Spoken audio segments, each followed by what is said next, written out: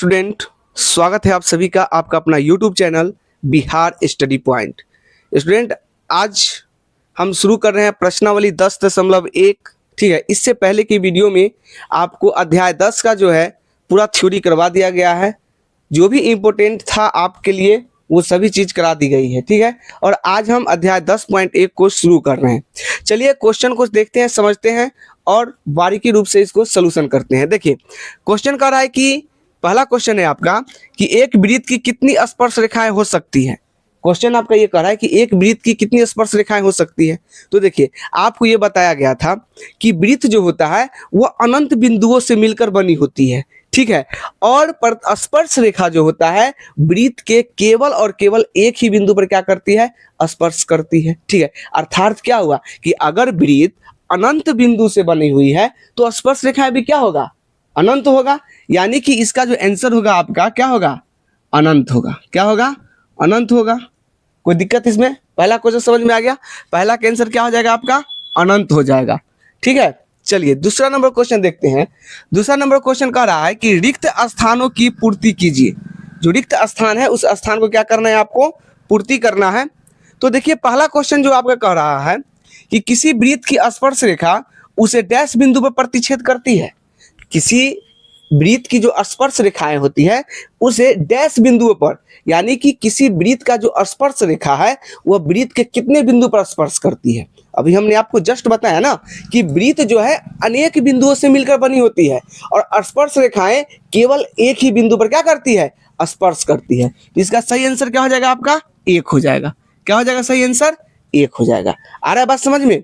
चलिए दूसरा क्वेश्चन जो है आपका क्या कहता है, सो देखिए कि वृत्त की दो बिंदुओं पर प्रतिच्छेद करने वाली रेखा को डैश कहते हैं। यानी क्या कहते हैं, तो मानिए कि ये वृत्त है ना, और ये वृत्त की परिधि हुई और इसके दो बिंदु पर क्या करता है, प्रतिच्छेद करता है। क्या करता है, दो बिंदु पर प्रतिच्छेद करता है। तो जब ये प्रतिच्छेद किया तो इस रेखा को क्या बोला गया है, थ्योरी क्लास में आपको बताया गया था ना कि इस रेखा को हम कहते हैं क्या, प्रतिच्छेदी रेखा या छेदक रेखा। क्योंकि ये क्या किया, वृत्त के दो बिंदु को पार करते हुए क्या हो गया, छेदते हुए निकल गया है। इसीलिए इसको हम क्या कहते हैं, छेदक रेखा कह सकते हैं।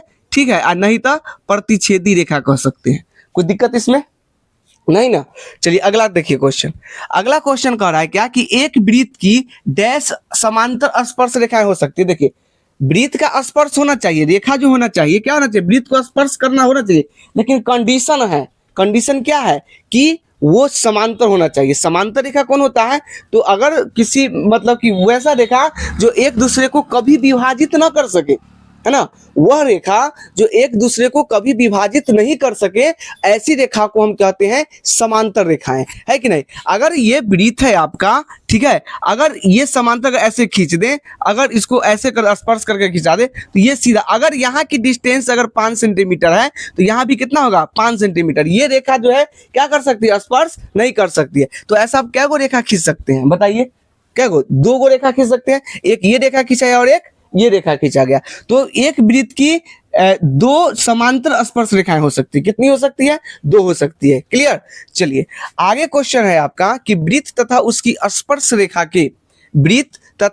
स्पर्श रेखा के उभयनिष्ठ बिंदु को क्या कहते हैं। देख लीजिए कि ये आपका वृत्त है, ये आपका क्या है, वृत्त दिया गया है, और ये है आपका स्पर्श रेखा।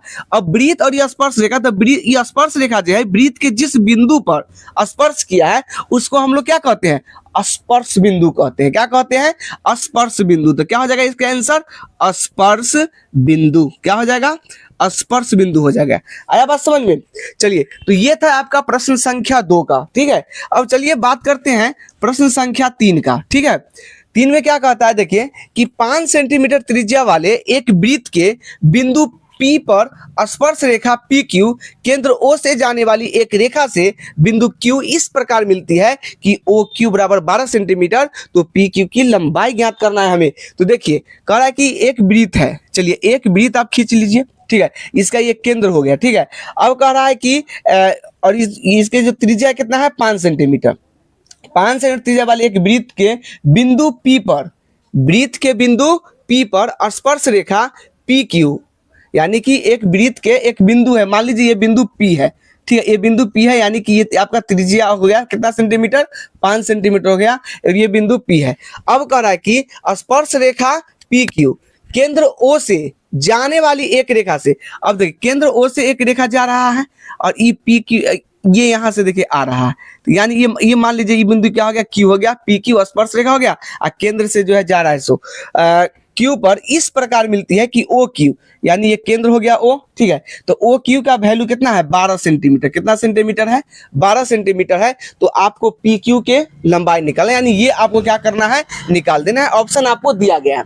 चलिए आप जो है थ्योरी में पढ़े होंगे कि अगर जो कोई बाह्य बिंदु से जो वृत्त के किसी बिंदु से जब वो स्पर्श करता है, यानी कि बाह्य बिंदु से अगर कोई रेखा किसी वृत्त के बिंदु पर स्पर्श करती है तो क्या करता है, वो समकोण अंतरित करती है, क्या बनाती है, समकोण बनाती है। तो समकोण बनाती है तो क्या हो जाएगा, देखिए अगर ये समकोण बना रही है तो ये 90 डिग्री के सामने वाला क्या होता है, कर्ण होता है, यानी कि OQ बराबर हो गया आपका कितना, 12 सेंटीमीटर।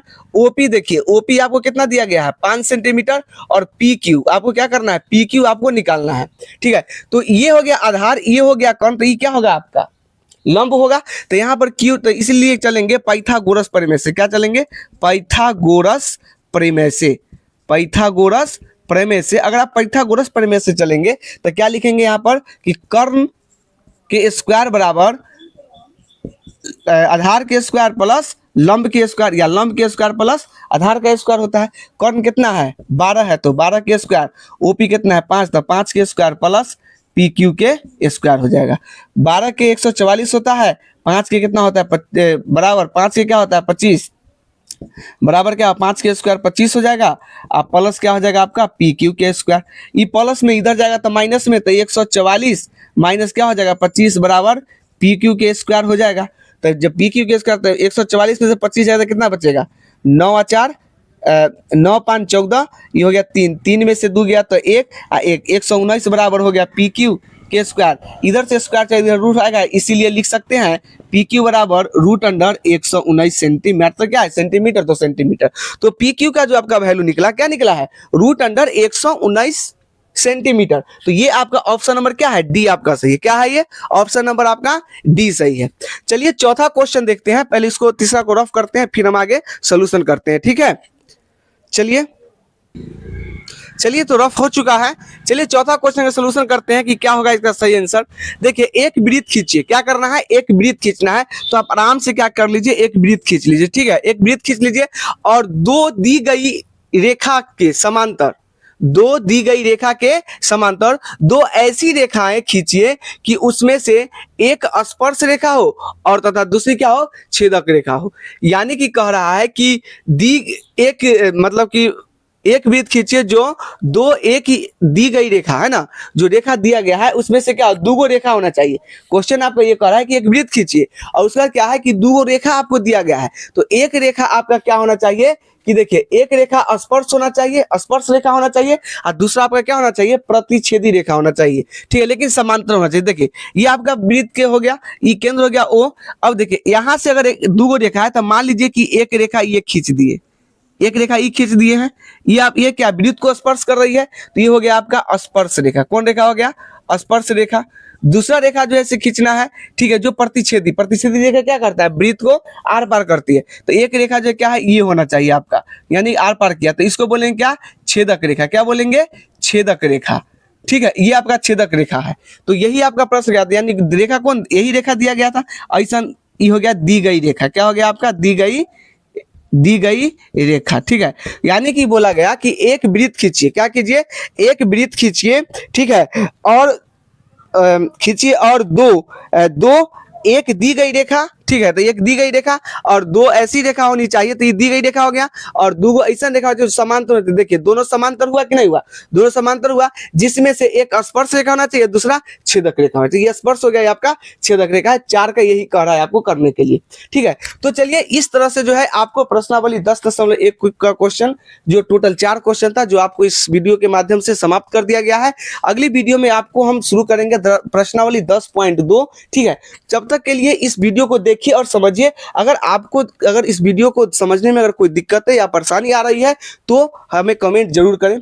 चलिए फिर मिलते हैं अगले वीडियो में, तब तक के लिए best of luck and thank you.